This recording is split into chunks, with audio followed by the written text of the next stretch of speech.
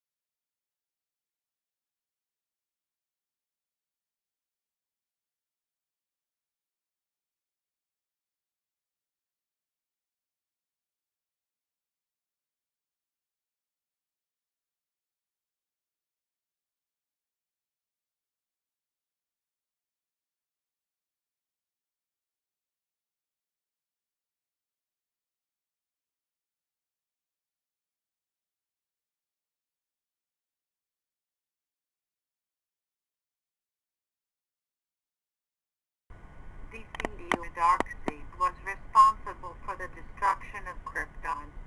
This may not be possible now, since the DCEU is one big mess and we may never see a Justice League movie with Darkseid, but I believe the original idea was that Darkseid destroyed Krypton. Here's why.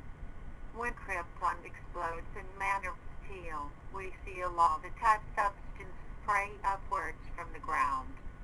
The same substance can be seen spraying upwards in the same way in Batman's Nightmare from Batman v Superman, where we also see Darkseid's logo, the Omega symbol O. In the trailer for Justice League, Steppenwolf mentions how there are no protectors here. No lanterns. No Kryptonians, so he is aware of the race known as Kryptonians. Darkseid wants to turn all planets into Apocalypse, so he surely would have tried to do it with Krypton disclosure. I don't know if Steppenwolf actually says this in the movie. I've only seen it once when it came out. The reason Darkseid doesn't invade Krypton like Earth is because their technology was far superior, so instead he played it sneaky and messed with the planet's core, which the Kryptonians assumed was decaying due to lack of resources. Again, their technology was better, so they should have been smart enough to not destroy the planet by themselves. The planet is destroyed very quickly. One would assume that a decaying core would be a gradual process, but we see no signs of destruction until it actually happens. Purposeful interference from Darkseid is a better explanation than using up all the planet's resources for this quick destruction. Just a theory with plenty of holes in it, but it's interesting to think that Darkseid could have potentially played a part in the creation of Superman, the only person powerful enough to stop him. What do you all think? Teen Titans Red X identity finally figured it out, included evidence from the show. The writers definitely are trying to point the audience to the idea that Red X is a parallel to Robin. Hence why BB's chart said evil twin, long-lost brother Jason Todd, to be able to pick this one apart, let's look at the brief moments axis alone. When he finds the Xenothium ore, he says to himself, I love it when the good guy wins. Alright, he says that when all alone later when Robin blames X for losing the Xenothium, X says, don't you mean our fault? This parallel of the two is a constant the show keeps up, right down to the voice actor. Red X, however, constantly alludes to the idea of playing the hero. His biggest nod to Todd for me was when he said these two lines, not everyone wants to be the big bad villain and not everyone likes to play the hero, so he is moral ambiguity definitely reflects Jason. But why would the show make that a mystery Todd is never canonically mentioned on the show aside from the BB Easter egg? So, if they did plan to reveal him as Todd, there wouldn't be much shock value. It has to be a character we know, otherwise his mystery just wouldn't be worth it. I think Red X, much like CW's Savager, is an evil timeline version of Robin. The main thing stopping X from being Todd is his age and experience. He just seemed superior to Robin.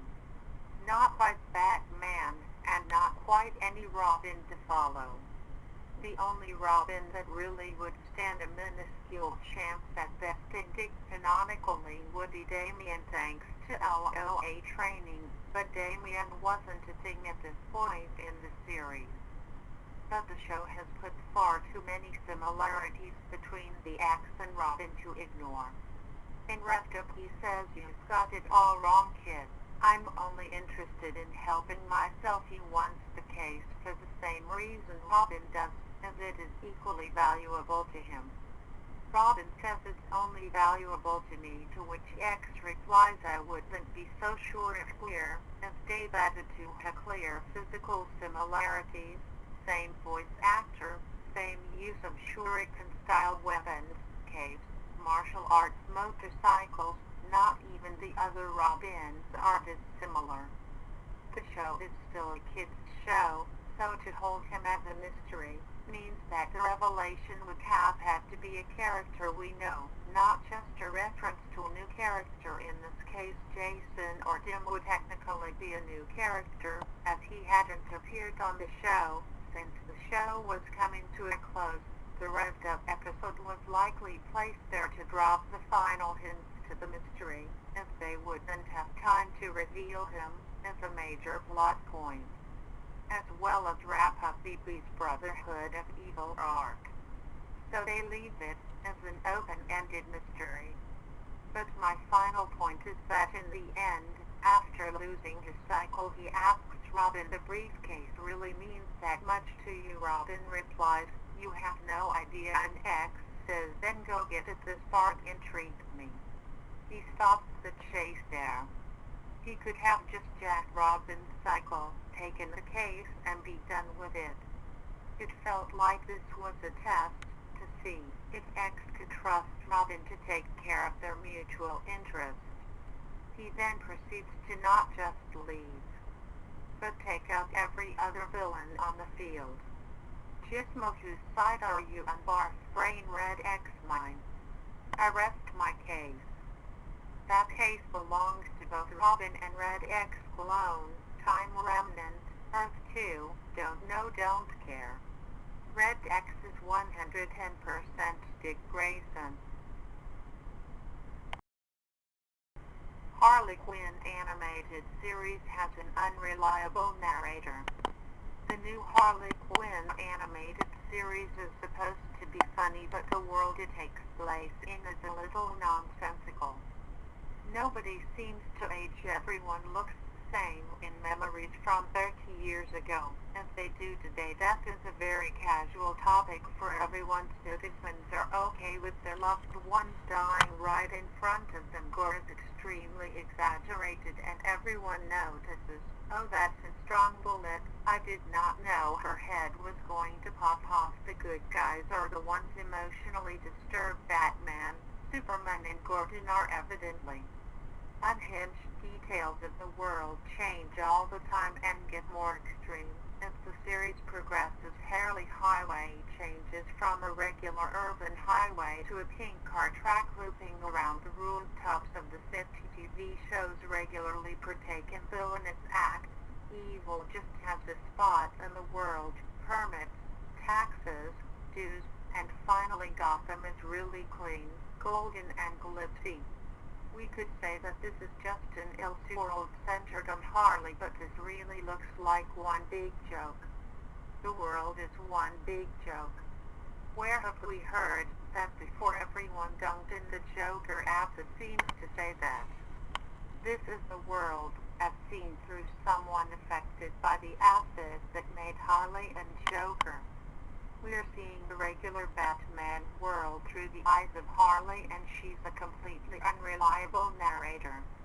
There isn't suddenly a huge statue of her in the middle of Gotham that she shoots rockets at to stop the bad guys. She just sees it that way. She shoots rockets at a regular building or statue to stop the truck. The whole series is set in this joke world, because that's the world she sees all the time, where it's no biggie to kill a man's girlfriend right in front of him, and Gordon is clearly sexually frustrated. TLDR, the joke world of Harley Quinn is the regular world seen through the lens of a permanent Joker acid trip, and you can't trust the narrative. See. Arrowverse. The CW Arrowverse is going to end with an Injustice story arc.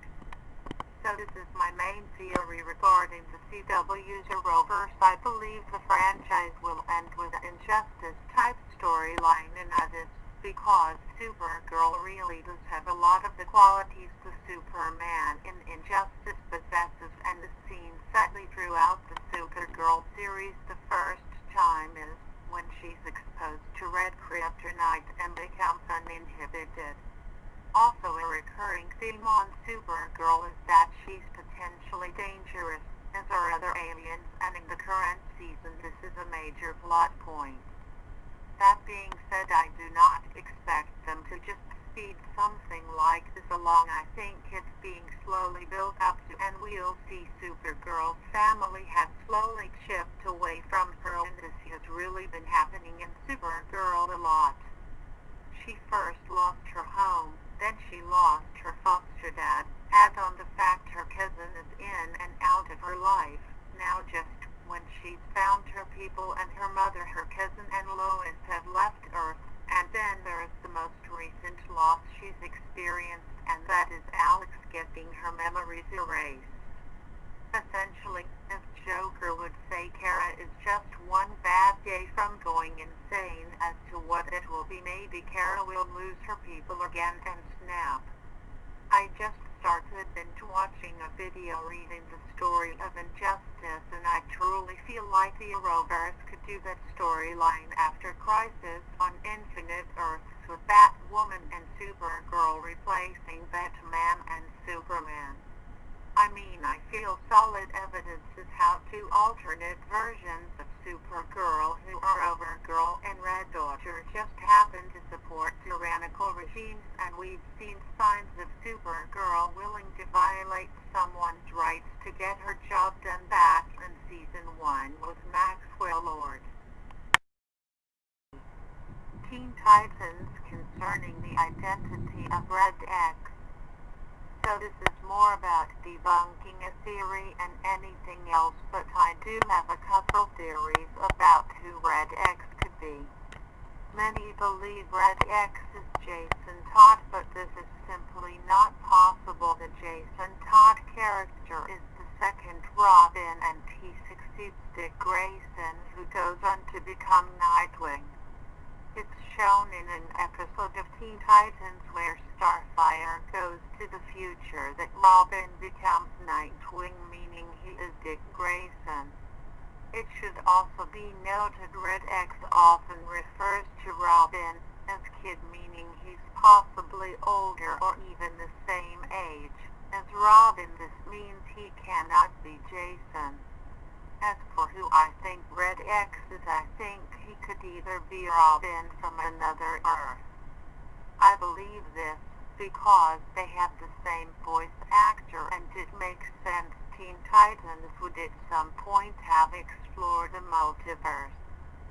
It's also entirely possible that Red X is the secret son of Catwoman and Batman, and him messing with Robin was his way of fighting Bruce for being an absent father. This makes sense if you consider Red X's character. He's like a hybrid of Batman and Catwoman and shares traits with both characters. This would also have been a good way for Batman to be introduced if he were Red X's father. However, whoever Red X was, I do believe he was always intended to be an original character. The Captain Marvel movie serials are part of the DCEU. The wizard Shazam has probably spent decades, perhaps even hundreds of years, looking for a champion worthy of his power. The wizard sensed that a tomb in the Middle East was disturbed, so he temporarily granted his powers to Billy Batson to become Captain Marvel. Once Billy destroyed the Scorpion device, the wizard took back his powers and continued searching for a real champion. It wasn't until 8 years later that he stumbled on Billy's great-grandson, who was also named Billy Batson. It was probably a family name. This is the reason the newer Billy Batson is never called Captain Marvel. He would have no idea that his great-grandfather also had this power, nor that his great-grandfather called himself Captain Marvel, as further proof. Captain Marvel's costume appears in the Superman movie serials on Krypton. DC every new version of a famous villain in Gotham City is just a moniker for their devoted fans' heirs to take up their work. I don't think that there was just one Joker or Batman. I imagine that given the crime rates in Gotham, each generation will give rise to a new Joker and Harley respectively, and Bruce Wayne's son takes up the helm of the Batman. This may explain why the Gothamites know about all these villains but never in the same ways, the different variations on the same costume, the multiple Robins, and why each Batman never fights the same bad guys in each new installment. I think it all started with Arthur Fleck, and every new version of the Gotham baddies is just one of their rabid fans' heirs just taking up their boss/predecessor's work and continue on the name.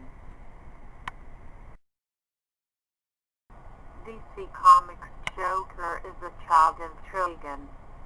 This is a crazy theory I have, but I think it makes a lot of sense. Joker is supposedly a normal guy who's just disfigured in a way to look like a clown. What if that's only part of it? Consider this: Joker's able to spread his own insanity via his insanity gas, otherwise known as his Joker virus/toxin. It's never really stated how he makes it, but what is known is that he's able to make stronger versions of it. How some of it was inside of him for years and only released upon his death, which is how the Batman Who Laughs came to be, which of course is impossible by normal standards. Unless you consider one possibility: Joker is not fully human. The proof is in what he thinks of the Batman Who Laughs. He outright says his existence is wrong and sees him as a violation. In that regard, Joker sounds like he understands something major about the core of the universe. Even the Batman Who Laughs mused over how his Joker could sense their time was coming to an end. Maybe he's in tune to the universe, and is so because he's a child of Trigon. Now White Trigon many years ago, Robin tried to get inside his mind and use his worst fears against him, but he just lacked as powerful as Raven as she was unable to get to his head. Also in another storyline, it took the Spectre or the Martian Manhunter, I believe, to get inside his head. Also in Emperor Joker, he does a lot of things similar to Trigon with his new power, namely he makes the hell own Earth. Here's my theory: Trigon tried certain children other than Raven, and Joker was originally meant to serve Trigon's means. I think Joker, like Raven, succeeded in resisting but still suffered for it. I think ultimately he went mad, and now, as a sort of means to spite his dad, Joker causes chaos and suffering throughout his own means for his own reasons.